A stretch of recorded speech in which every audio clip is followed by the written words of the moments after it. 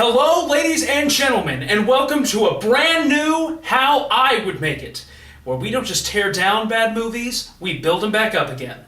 So, aside from the spiffy new slogan, what's so new, you might ask? Well, for starters, I've moved across the country, all the way to the windy city of Chicago for my new home base of operations. And secondly, and probably even more importantly, I now have a new partner on the series, my roommate, Emerald. Say hello, Emerald. Sup?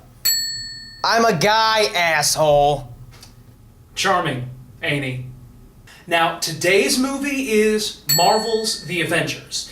And I've got to tell you guys, my opinion of this movie, it really changed between the first and second time that I saw the film. Now, the first time I saw the movie, I was over at a friend's place and... One second. And we are just going to put that there, and we're just going to over to the side, and... Perfect.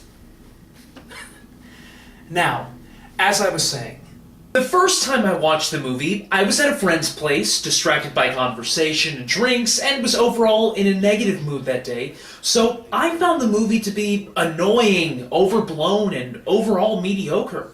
However, upon watching it again for this review, on my own, sober, and in good spirits, I enjoyed the movie so much more, and saw why so many people loved it.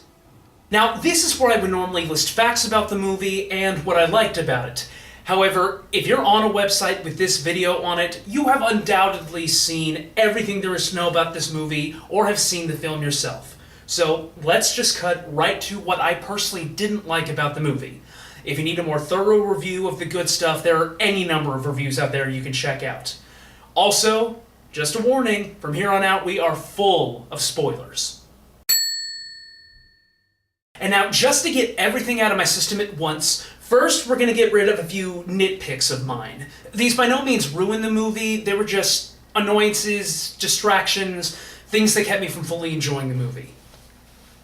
Texty? Shouldn't you be making a snarky joke at me right about now? Oh, right, well listen, I will fix you if you promise to stop messing with me. Alright, just give me a second. Just gotta reverse the polarity, get the setting right, and just get you there, and much better. Well, what can I say? I know my wibbly wobbly, timey-wimey. I have got to stop watching BBC before writing stuff. First off, how can Black Widow focus on using her pistols instead of her wrist blasters? The movie doesn't name them, so neither will I. Anyways, you see her charge them during the suit-up montage, suggesting that they'll be important, but during the whole final fight, she only uses them once, and it's such a quick moment that I missed it the first time I saw the movie. And before anyone suggests that it's more practical for her to use guns, I have 6 words for you. Hawkeye uses a bow and arrows. It's okay for fantasy to win out here.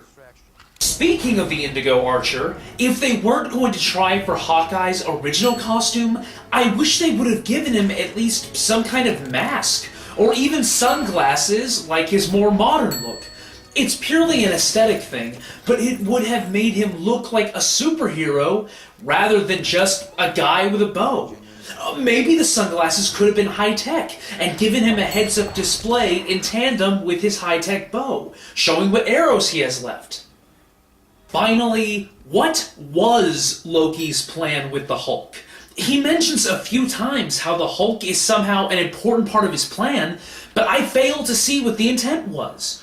Was it to make the Hulk mad so he'd do more damage to the helicarrier and S.H.I.E.L.D. agents? If so, Hawkeye's explosive arrow was more damaging than anything the Hulk did, so that plan was weak.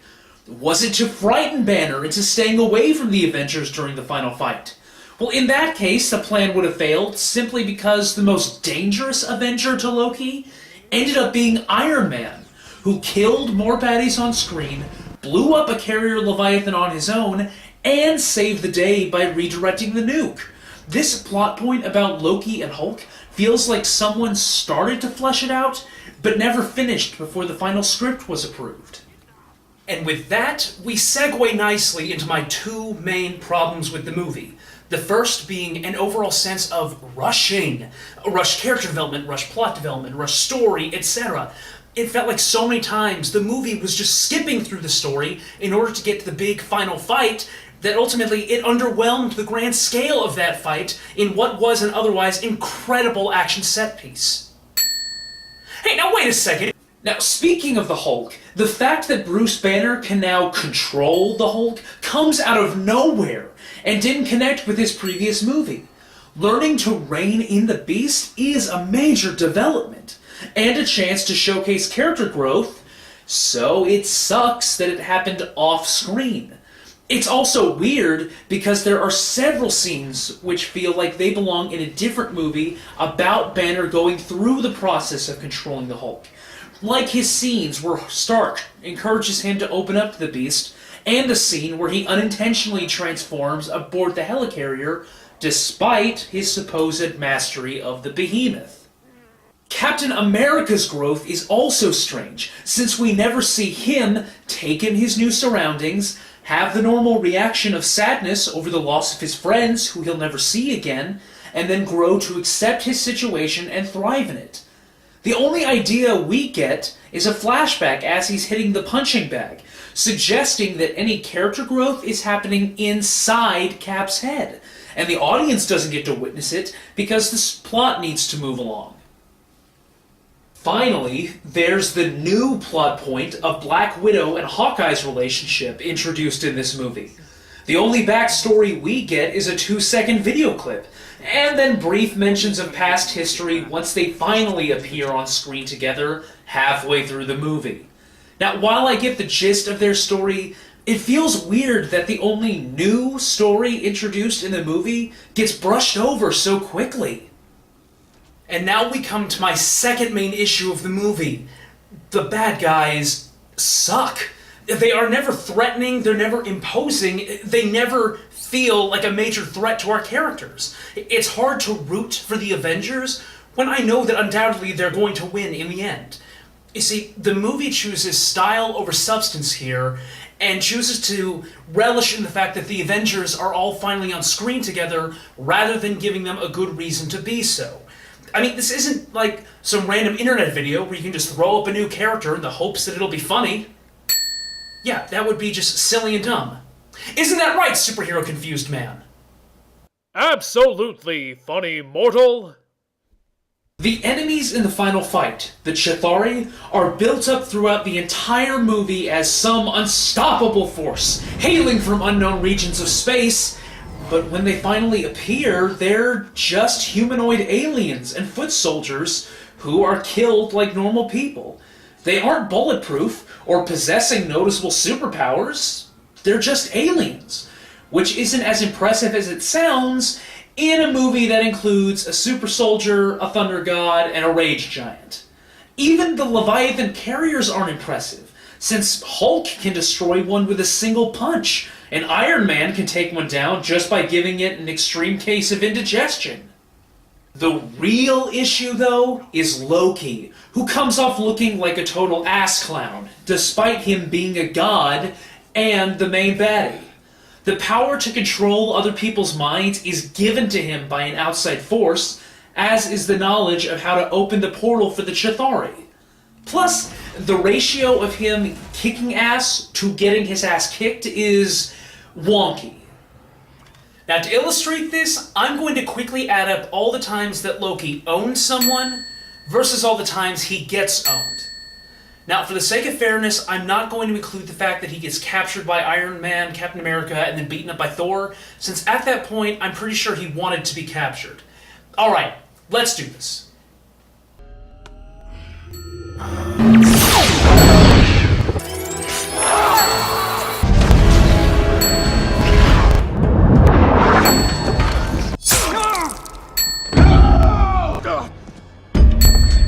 And now, for the other side.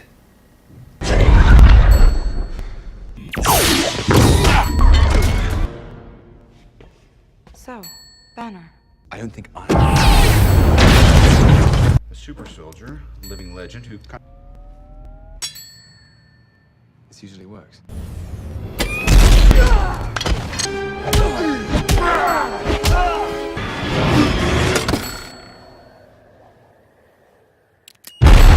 And I will not be bullied by that.